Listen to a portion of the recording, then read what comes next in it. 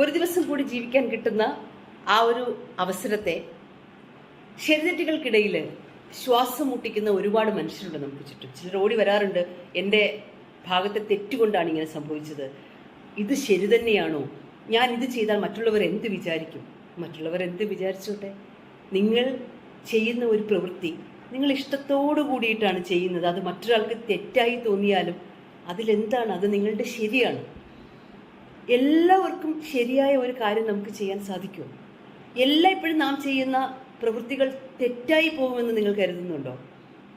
ഞാൻ എല്ലായ്പ്പോഴും ശരി മാത്രമേ ചെയ്തിട്ടുള്ളൂ എന്ന് അവകാശപ്പെടുന്ന മനുഷ്യരൊന്ന് നോക്കൂ. അവർ ചുറ്റുമുള്ളവരുടെ ജീവിതത്തെ വല്ലാതെ കഷ്ടത്തിലാക്കും.